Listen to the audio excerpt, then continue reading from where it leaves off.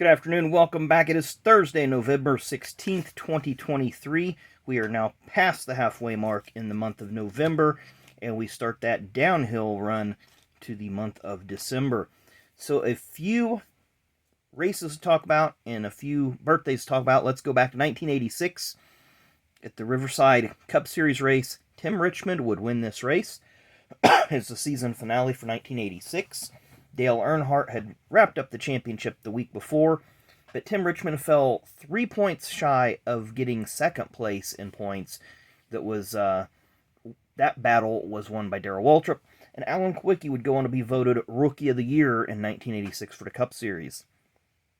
1997 at Atlanta in the Cup Series, Bobby Labonte wins the race on the newly configured Atlanta Motor Speedway.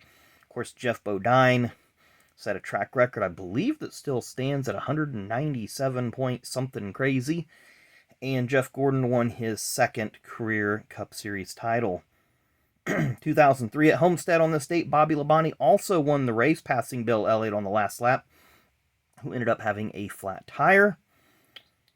Two noteworthy things about this event, besides the fact that Matt Kenseth had wrapped the title up the week before.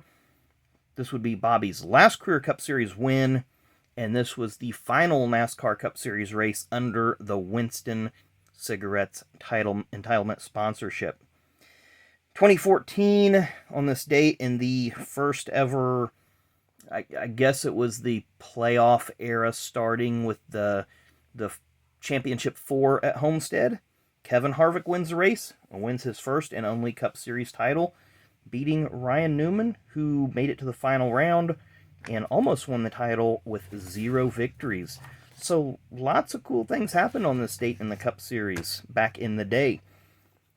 So let's go to birthdays. Born on this day in 1961, kind of a journeyman IndyCar driver. He was a kind of a prospect way back in the early 90s, as he was a tough-to-beat driver in what was then known as the ARS Series, American Racing Series, kind of the Indy Lights of today.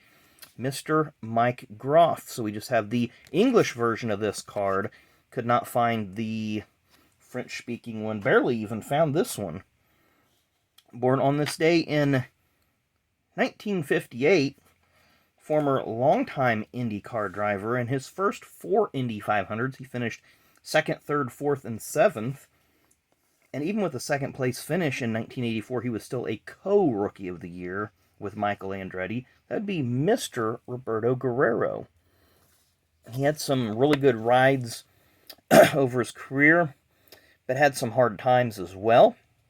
Of course, he had that True Value car.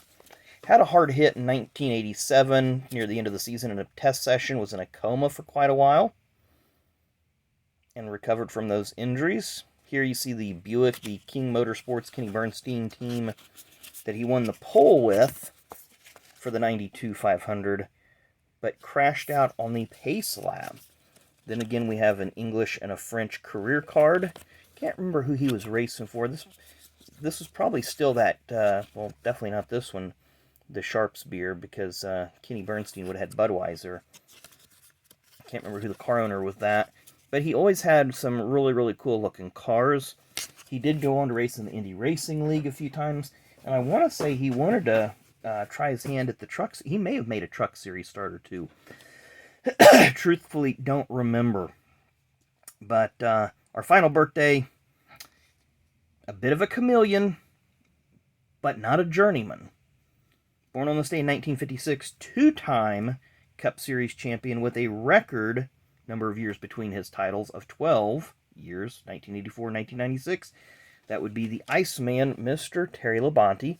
Put these cards not in chronological order of the card make, but of the year of the card. You could tell this is either 79 or 80, retro-rated rookie, so it's probably going to be 79. That was when his Cup Series rookie year was.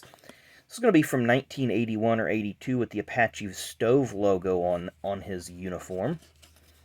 This is from 86 to Piedmont, only year he ran the Olds. We're going to skip a few years. Didn't have any of the Budweiser cards available. Of course, he ran with the Hagen team from late 78 to 86, racking up a handful of wins and that 84 Cup Series championship. He went to Junior Johnson from 87 to 89, had 4 wins there. 1990, he moved to Richard Jackson. He wanted to start his own team, but that never materialized. Drove the Skoal Classic car for 1 year. Then he went back to Hagen for 92 and 93. I'm sorry, 91, 92, and 93. Carried Sunoco for a couple of years. Nice looking car. Then he had his first run with Kellogg's in the number 14 Hagen car. Don't know why they switched from 94 to 14, but is what it is. Then he goes to the more familiar Kellogg's livery and uniforms. And I picked these two because they're very distinct, even though this one's from 95 and this one's from 96. I know it's a 97 card. But you got the Valvoline and Quaker State. And then you start seeing him cycle through the various Kellogg's, Tony the Tiger, all the different characters. And then at the end of his career, after he had retired from full-time competition, he ran a few years with Hendrick, had various sponsors, including GMAC.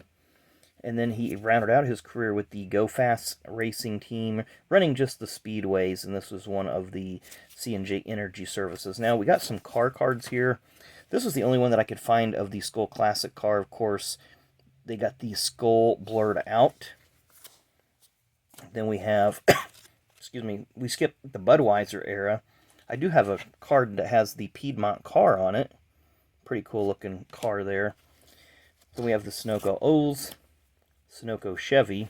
It's always a sharp looking card. There's that number 14 Kellogg's car we spoke of. Then we get to our traditional Kellogg's car with Joe Nemechek making a cameo back there. Got the Iron Man paint job. Can't forget that one.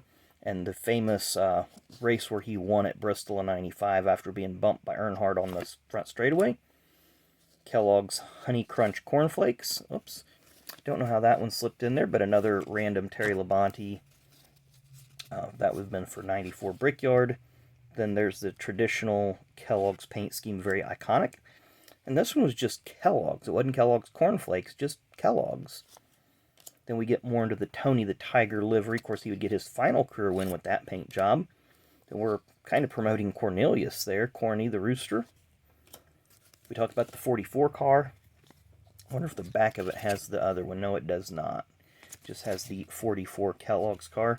Of course, he ran a number of Busch Series races over the years. Had MW Windows as one of his sponsors. There's the car. And then also had Slim Jim for a while when he teamed with his son and his brother for a couple seasons running their self-owned cars in the Busch Series. Another iconic Busch Series scheme, that 44 Slim Jim car.